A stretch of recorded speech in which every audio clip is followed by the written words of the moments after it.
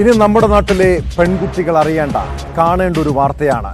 നിങ്ങൾ ബസ്സോ വാഹനമോ കാത്ത് എവിടെയെങ്കിലും നിൽക്കുകയാണെങ്കിൽ അപരിചിതർ സഹായത്തിനായി എത്താം, നിങ്ങളെ പോകേണ്ട സ്ഥലത്ത് എത്തിക്കാമെന്നൊക്കെ പറയും.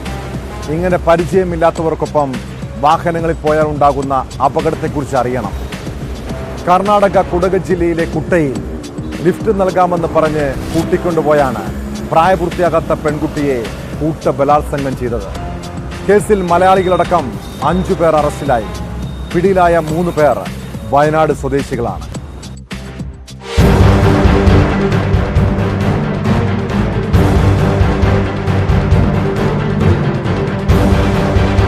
കഴിഞ്ഞ ദിവസമായിരുന്നു കേസിനാസ്പദമായ സംഭവം.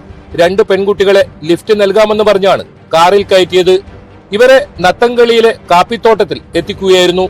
ഇതിൽ ഒരു പെൺകുട്ടിയെ 5 പേരും ചേർന്ന് കൂട്ടബലാത്സംഗത്തിന് ഇരയാക്കി.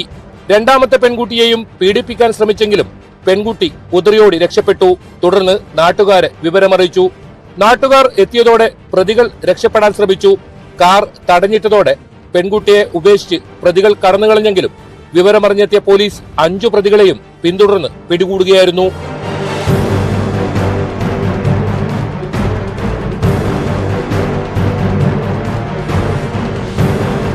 വയനാട് തോൽപ്പെട്ടി സ്വദേശികളായ രാഹുൽ, മനു, സന്ദീപ്, കർണാടക നത്തങ്കളി സ്വദേശികളായ നവീന്ദ്ര, അക്ഷയ് എന്നിവരാണ് അറസ്റ്റിലായത്.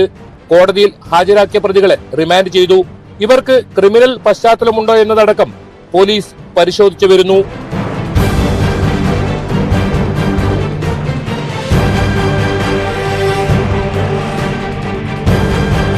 ന്യൂസ് 18 ബംഗളൂരു.